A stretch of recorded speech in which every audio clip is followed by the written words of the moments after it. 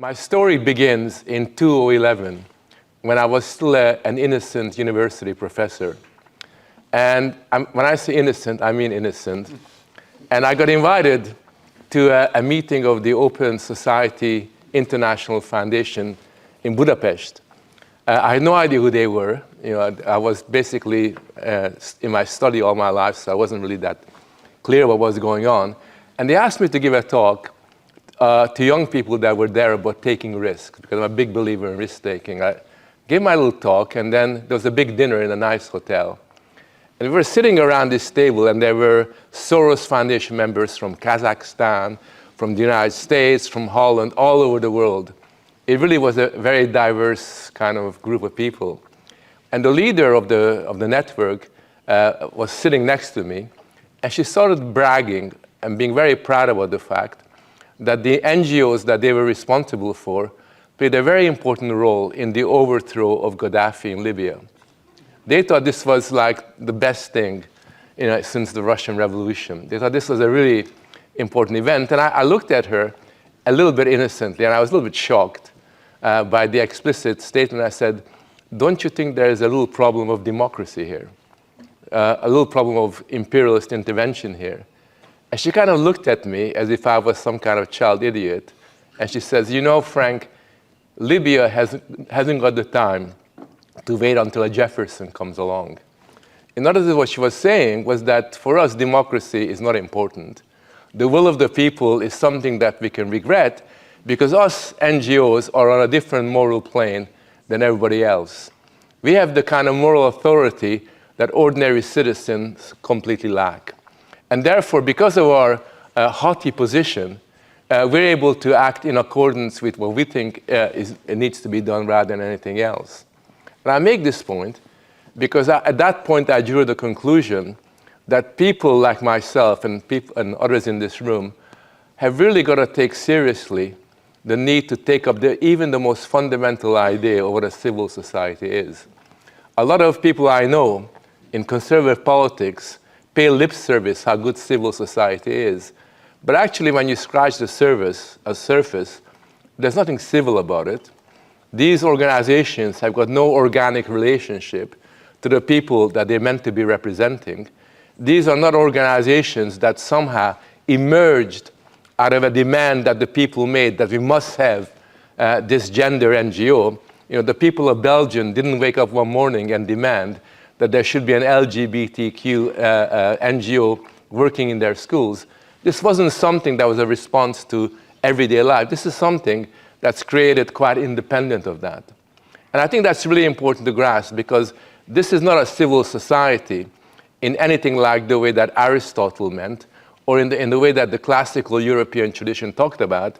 What this really represents is the creation of groups of individuals who believe that they got the right to basically determine what the issues of the day are.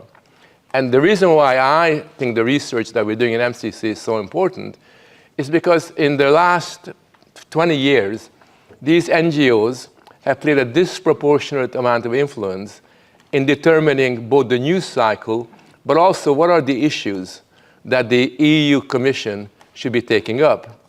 And what we have as a result of that is an entirely parasitical relationship that corrupts the very idea of civility, a parasitical relationship whereby the EU Commission, who is concerned about its lack of political legitimacy, who's continually looking for some kind of demos, a European demos, which does not exist, has decided that until it finds a demos, this kind of elusive demos, they're going to use these NGOs as a substitute.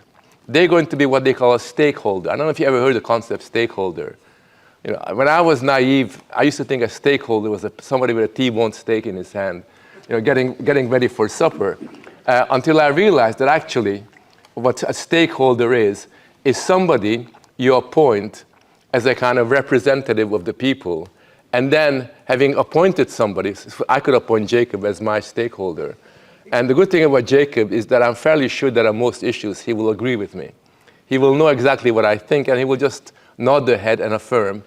And that's more or less what the EU Commission does. It basically creates these groups of organizations who are then consulted. I love the expression consulted. I mean, this is basically consulting somebody who you pay money to, whose very existence depends upon your largesse.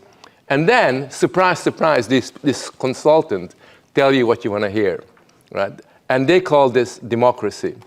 And in a sense, what we're seeing here, what's really unfolding here, is this cycle of corruption.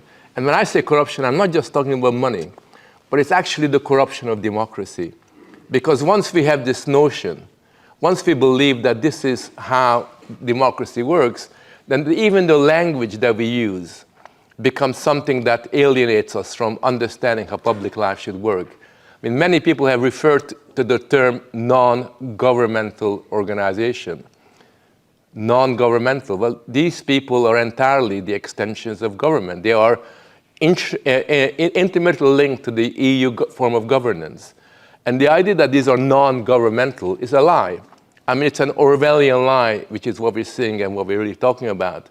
And the tragedy is that in the media today in Europe, all these lies are reproduced time and time again as if they were God-given truths. Now we here, I hope the Patriots, I'm sure about that, and us here at MCC are completely committed to exposing the truth in relation to what is happening. And the reason why we're doing that isn't just because we're truth seekers.